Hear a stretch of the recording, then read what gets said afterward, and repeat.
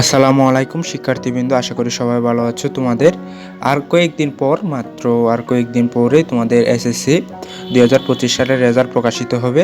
প্রকাশিত হলে তোমাদের এত অপেক্ষা, কিভাবে রেজাল্টটা দেখবা।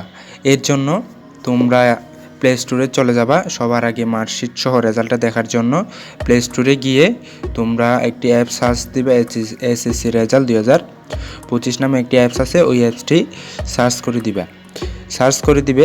এই প্রথমে যে অ্যাপসটি চলে আসলো, এইটি হচ্ছে সেই অ্যাপসটির উপর ক্লিক করে দিবা। তারপর ওপেনে ক্লিক করে দিবা। তারপর এখান থেকে তোমরা দুইটি মাধ্যমে রেজাল্ট দেখতে পারো। এখন যেহেতু সার্ভার এখনও ওপেন হয় না, এখনও রেজাল্ট যেহেতু সার্ভারে দেওয়া হয় না, তাই এটা এখন আসবে না। বোর্ড মার্কশিট সহকারে রেজাল্টটা এখন এটা তোমরা দেখতে পারবে না। যেদিন রেজাল্ট প্রকাশিত হবে তোমরা এইটার মধ্যে চলে আসবে। যে বোর্ড থেকে পরীক্ষা দিয়েছো সেই বোর্ডটি ক্লিক করে দিলে, তারপর তোমাদের রোল নাম্বার, রেজিস্ট্রেশন নাম্বার এগুলো দিয়ে দিলেই তোমরা মার্কশিট সহ রেজাল্টটা দেখতে পারবা। আর দ্বিতীয়ত হচ্ছে এসএমএসের মাধ্যমে রেজাল্ট কীভাবে দেখবা।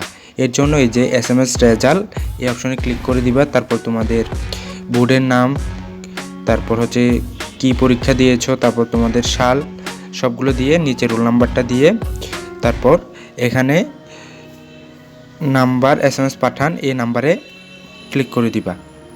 ক্লিক করে দিলে তোমাদের ফোনে কিছু টাকা লাগবে, 2 টাকা 67 পয়সা এরকম টাকা লাগতে পারে শুধু এসএমএসের মাধ্যমে রেজাল্ট দেখতে হলে।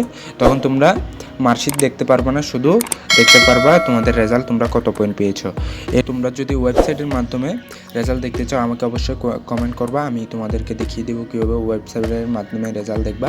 আসলে পরীক্ষার সময় ওয়েবসাইট অনেক বিজি থাকে, এর জন্য তোমাদেরকে আমি সাজেশন দেবো তোমরা যেন অ্যাপসের মাধ্যমে রেজাল্টটা দেখো আর এসএমএসের মাধ্যমে তোমরা রেজাল্টটা দেখো। সো শিক্ষার্থী বন্ধুরা, আজকের ভিডিওটি ভালো লাগলে অবশ্যই লাইক করে দিবা এবং চ্যানেলে নতুন হয়ে থাকলে চ্যানেলটি সাবস্ক্রাইব করে অবশ্যই সঙ্গে থাকবা। ধন্যবাদ।